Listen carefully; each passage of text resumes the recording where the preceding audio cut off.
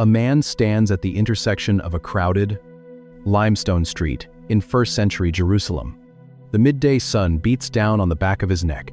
Most people read the 6th chapter of Matthew and assume Jesus is simply teaching a lesson on humility. Or if you just love the dopamine rush of feeling generous, Jesus is intentionally forcing the transactional human heart into bankruptcy. He is starving the ego of its favorite food. He is stripping away the misthos, the daily wage of human validation, forcing his disciples to experience the terrifying freedom of being entirely unseen. But he does not leave them empty-handed. He promises that the Father, who sees in secret, will respond. Yet the word Matthew records for that response is no longer the word for an employer handing out a paycheck. It is a verb that destroys the marketplace altogether. In Matthew 6, verses 4, leo, and 18, our English translations lie to us. They use the exact same word they used in verse 1, reward. They make it sound like the currency is the same, just deposited into a different bank account. But in the original text, Jesus switches his vocabulary. He drops the language of the marketplace. He abandons the dockworker's wage. The Greek verb he uses in the secret room is apodidomi. Apo means back, or away from. Didomi means to give back, to restore, to yield. It is a compound word that fundamentally alters the nature of the exchange. Most people think he is just telling his disciples to be quiet about their charity, to pray without making a scene, to fast without looking miserable. It appears over 100 times in the New Testament, and it carries a distinctly relational weight. It is the word used when the earth yields its harvest. It is the word used when Zacchaeus returns stolen silver to the people he defrauded. It is the word Jesus uses when he tells the Pharisees to render back to Caesar the coin that bears Caesar's image. It implies returning something to its rightful place. A boss pays a misthos. A ledger records a misthos. But apodidomi is different. When Jesus uses this specific verb for the Father's response, he is destroying the employer-employee dynamic of ancient religion. God does not owe you a wage for your secret prayers. He does not write you a check for your hidden fasting. He does not owe you a payout because you dropped a coin in the dark. You cannot put the creator of the universe in your debt. Apodidomi is not a paycheck handed across a counter. It is a restoration of what was lost. In the secret room, when the heavy door is shut and the noise of the crowd is gone, the Father restores your humanity. He gives you back your own soul. You surrendered the exhausting armor of public performance. You dropped the cheap copper coins of human validation, a gentle moral upgrade for a religious society. And when Jesus uses the word reward over and over again in this single teaching, we barely blink. And in return, he yields himself. The transaction is over. The relationship begins. You stop acting. You start breathing. You stop counting. You start resting. You are no longer an employee trying to earn a living in the spiritual marketplace. You are a child standing in the quiet presence of a Father who already owns everything. The ink bleeding on the transactional ledger is washed clean. The scale is completely dismantled. But to understand how deeply this rewires our daily lives and why it is so terrifying to accept, you have to look at the phantom debts we are all still trying to pay off right now. Look closely at the exhaustion you carry in your own chest right now. Think about the invisible scales you are constantly trying to balance in your mind. You wake up every morning feeling slightly behind, as if you owe the world a version of yourself that you cannot quite afford to sustain. You can feel it in the tight, heavy ache in your jaw from biting back your real thoughts. You feel it in the cold sweat of a sent message waiting for a reply, or the frantic, mindless scrolling through glowing glass screens, in the dark, hunting for a tiny pulse of validation. You are paying interest on phantom debts. We assume he is just offering a better return on investment. We treat his words like a cosmic retirement account. You are trying to earn a misthos from a culture that will never, ever issue a final receipt. You perform your competence at your job. You meticulously curate your happiness for your social circles. You manage your reputation in your community. carefully calibrating exactly how much of your actual mess you let slip out, so you appear relatable but not completely broken. You are hustling for your daily wage of human approval. And the market rate is constantly changing. The exhaustion you feel is not a failure of endurance. It is the symptom of a broken economy. And when you bring this exact same transactional machinery into your spiritual life, it slowly destroys you. You pray the right, polished words, hoping God will deposit a little peace into your account to help you survive the afternoon. You drop a check in the offering plate and quietly expect a shield of protection around your family's health in return.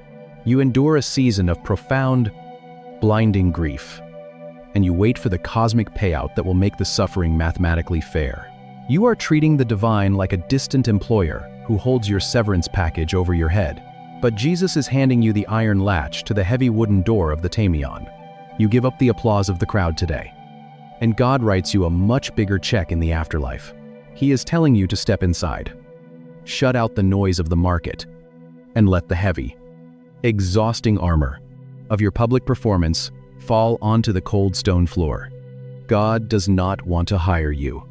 He does not want your frantic religious bookkeeping. He does not want to pay you a wage for your secret prayers. When you finally stop trying to earn a living in the spiritual marketplace, you make room for apodidomy. You make room for the Father to yield himself, to restore the quiet. Secure humanity you lost when you started treating your soul like a commodity. But to fully grasp what it means to step out of the marketplace and into that secret room, you have to look at how a first-century household was actually built. Look at a standard Galilean courtyard. Dust hangs thick in the afternoon air. An immense stone olive press grinds in circles. The smell of crushed fruit and wet clay fills the heat. Two men work the exact same soil. One is a hired laborer. One is the son. The laborer swings the iron hoe. He cuts the dry, hardened earth. He hauls heavy clay jars of water. He wipes the salt and sweat from his eyes. He feels the blisters breaking on his palms. He works until his muscles shake. He watches the sun drop behind the western hills. You suffer in silence now. And the heavenly payout will make it all worth it. But if you look closer at the specific economic language, he stops. He waits at the wooden courtyard gate. He listens for the master's voice. He takes his copper misthos. He closes his fist around the cold metal. He walks away into the dark. He is tied to the estate by a ledger. The son swings the same iron hoe. He cuts the same dry earth. He hauls the same heavy water. He bleeds and sweats in the exact same relentless heat. But when the sun drops, he does not stand at the gate. He does not hold out a calloused hand. He does not wait for a copper coin. He washes the soot from his face. He walks past the gate. He steps inside the house. He sits at the heavy wooden table. He breaks the warm bread. The laborer works for a transaction. The son works from an inheritance. The laborer has a contract. The son has a home. When Jesus sits on the mountain and strips away the misthos, he is pointing straight at this courtyard, 12 times, in Matthew chapter 6. He uses the exact same word to describe God. He does not call him the master. He does not call him the employer. He does not call him the chief accountant of the universe. He calls him Father. Your Father who sees in secret will reward you. The secret room is not a test of your endurance. It is the proof of your adoption. The Pharisees standing on the street corner, blowing brass horns, are acting like panicked day laborers he uses on that hillside. At the precise Greek words, sitting beneath our English translations, that entire system collapses. They are terrified they will not get paid. They scream their prayers into the sky. They drop their metal into the wooden bowls loudly. They paint their faces with ash so the crowd can see their hunger. They are hustling for a social wage because they do not believe they actually belong in the house. They are demanding a receipt because they do not know they have a room. Jesus is offering the keys to the estate. The reward is not a cosmic paycheck. It is the table. And when that reality finally breaks through the noise, the entire teaching of Jesus echoes differently. A man dropped heavy copper into a wooden bowl and purchased an empty echo. A Pharisee sounded a brass horn for a public prayer and collected a fading wage. A modern soul curates a flawless digital life and pays interest on a phantom debt. A hired laborer waits by the courtyard gate and walks away with a cold coin. A disciple shuts the heavy timber door and watches the merchant religion burn in the dark. A son works the dry clay soil and sits down at the Father's table. A God refuses to be an accountant and restores the humanity we sold. One ledger burned, one father found. But maybe the part that stays with me most is the heavy timber door of the Tamion. The windowless storage room smelling of dried grain. Jesus is not offering a delayed transaction. He is dismantling the merchant religion entirely. He is diagnosing a disease that most people do not even realize they have. And damp earth. We spend our entire lives terrified that if we stop performing, if we stop keeping our ledgers and dropping our coins where people can see them, we will disappear. We assume the absolute quiet of that dark room is a prison, but it is the only place where the exhausting armor of our public performance can finally hit the stone floor. If you are in a season where your spiritual life feels like an exhausting shift at a job you cannot quit, Jesus is handing you a resignation letter. If you are burned out from trying to calculate exactly how much you owe the universe, or if you are quietly angry, wondering why the cosmic payout for your suffering has not arrived, stop hustling for a misthos. The Father is not auditing your bank statements. He is waiting in the quiet.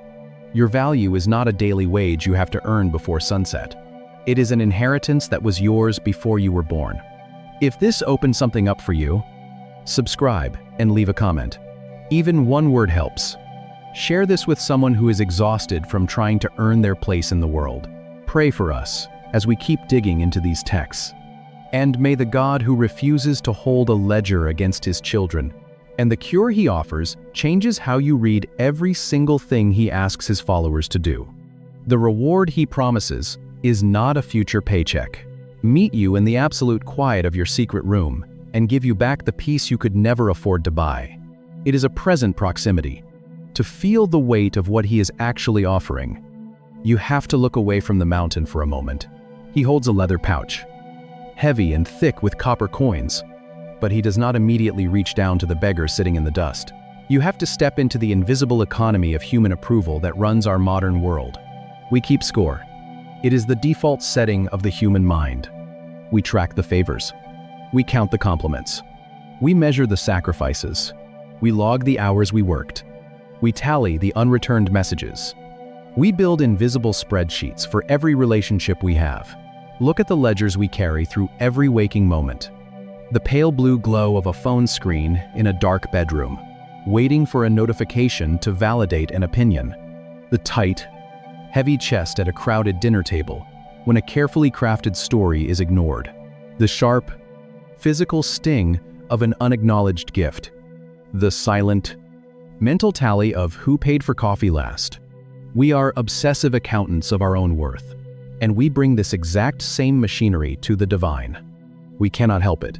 We assume the universe operates like a vending machine. We put in a moral coin. We pull the lever of a prayer. We wait for a predictable blessing to drop into the metal tray. If we suffer, we demand an explanation. If we bleed, we demand a receipt.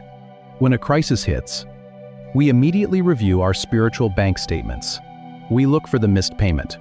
We assume we are being audited by God. And when life goes well, when the sun is shining, he waits. He waits for the market traffic to swell. A brass horn sounds from a nearby corner, shrill and echoing off the stone walls of the city, and the bank account is full. We quietly congratulate ourselves on our high moral credit score. This is the merchant religion modernized. It does not require a stone temple in Jerusalem. It does not require a brass horn sounding in a dusty market square. It only requires a human being terrified of being insignificant. The ledger is not a tool for order. It is a cage for the soul. It reduces every interaction to a transaction. It turns every relationship into a negotiation. It makes love conditional. It makes peace completely impossible. When you live entirely in the ledger, you are never actually secure. The debt can always be called in. The applause will always fade. The crowd will eventually turn their heads to look at someone else. You are only as good as your last public performance, your last successful post, your last outward display of goodness. Jesus understands this exhaustion. He sees the crushing weight of the transactional life. He knows what it does to a human body to constantly calculate its own value based on external validation. He knows the anxiety of wondering if you have done enough to earn your place in the room.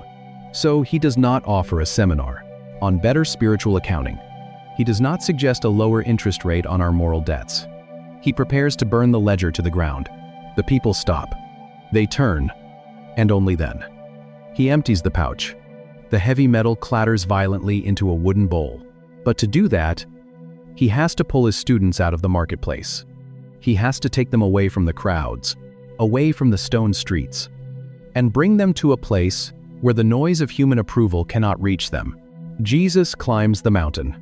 The crowds follow, their sandals kicking up fine, white dust that coats the hem of their woolen garments. They settle on the sloping hillside overlooking the Sea of Galilee, where the morning wind carries the chill of the water and the scent of crushed wild thyme. He sits down. He assumes the traditional posture of a rabbi, and the murmuring of thousands of voices slowly drops into a heavy, expectant silence. The people sitting on that damp grass know exactly how religion is supposed to work. They have spent their entire lives watching the Pharisees, and the scribes orchestrate their devotion in the streets of Jerusalem and the crowded synagogues of Capernaum. They know the price of righteousness. They know the cultural exchange rate of a long, loud prayer. They fully expect this young rabbi to give them a stricter set of laws, a more rigorous ledger to keep them in good standing with the God of Israel. But the words that echo across the hillside begin to unravel the very fabric of their religious worldview. The Sermon on the Mount is not a new checklist for the religious elite, ringing out sharp and loud for everyone in the square to hear. And in that exact moment, a transaction is finalized. It is a funeral for the transactional life. Jesus moves directly into the three central pillars of ancient Jewish devotion: almsgiving, prayer, and fasting. In the first century world, these are not just private spiritual disciplines. They are the ultimate markers of a holy life. They are the public acts that guarantee your standing in the community, the visible evidence of your moral worth. Listen to the rhythm of his warning as he opens the 6th chapter of Matthew. He says, "Beware of practicing your righteousness before other people, in order to be seen by them." He does not condemn the acts themselves. The money still needs to go to the poor, the prayers still need to rise, the body still needs to fast. But he targets the audience. He targets the motivation. He targets the specific, driving hunger to have your devotion validated by human eyes. And then, he introduces the concept of compensation. He tells them that if they perform their righteousness for the applause of the crowd, they have already received their reward in full. The transaction is complete. The ledger is closed. The applause dies in the air, and there is absolutely nothing left. But the specific word Matthew uses to record Jesus' teaching on this hillside is jarring.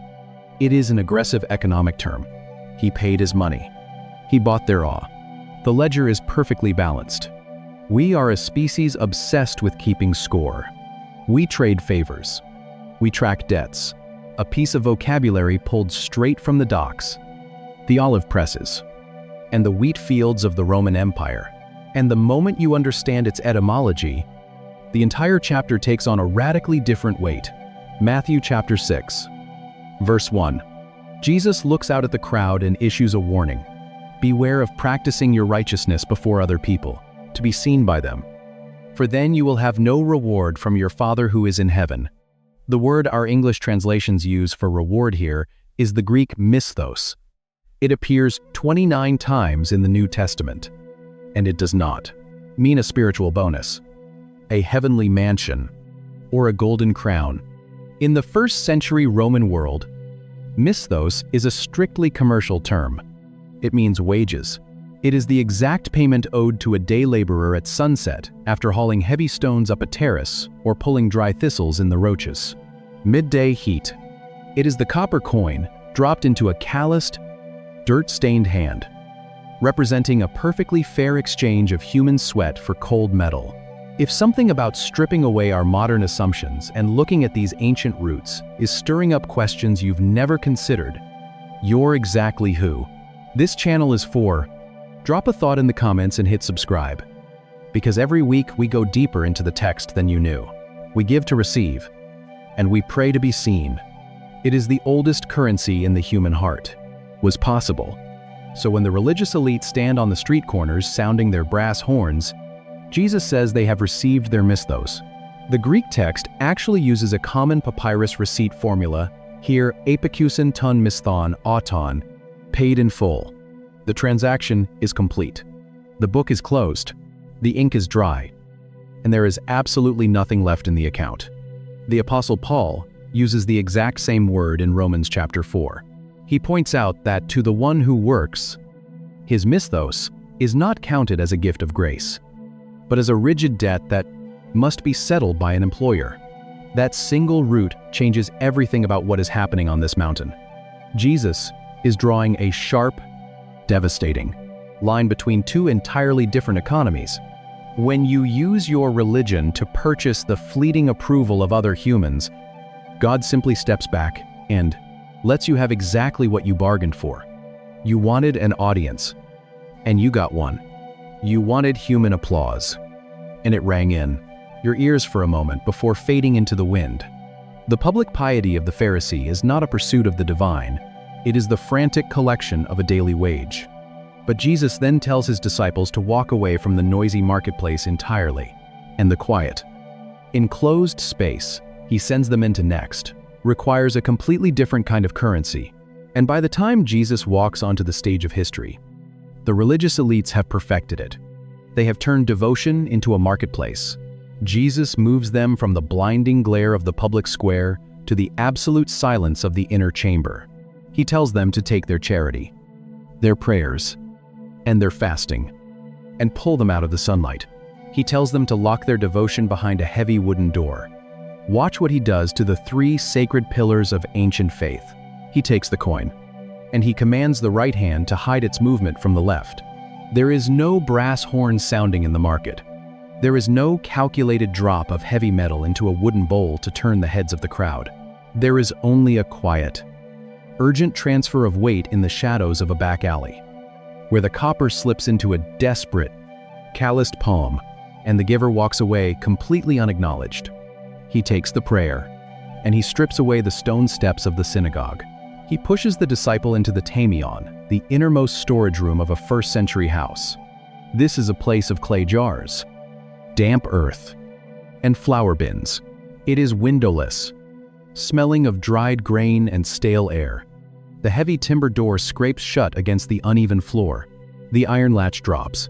The vibrant street noise instantly dies, muffled by thick walls of mud and stone. A prayer is a public performance. A coin given to the widow is an advertisement. Every fast, every tithe, every lifted hand is meticulously calculated to purchase approval. There is no audience to impress, with rhythmic chanting. There is only a whisper into the absolute dark. He takes the fast, and he washes the soot from the cheeks. He takes fragrant, pressed olive oil and rubs it into the hair. He commands the stomach to violently cramp with real hunger, while the face offers a vibrant, untroubled smile to the marketplace. The body carries a crushing, hidden weakness that no passing stranger could possibly detect or applaud. The secret room is not a hiding place. It is a holy resistance. It is the single location where the merchant religion suffocates, because there is no one there to buy what you are selling. You cannot extract a social wage from the silence. The intoxicating applause of the crowd cannot penetrate those thick mud brick walls. In the dark, the ledger finally burns. When you pray where no human eyes can track you, you are forced to confront a terrifying question. Do you actually want God? Or do you just want the reputation of being close to Him? When you give where no one can praise you, you discover if you truly love the poor,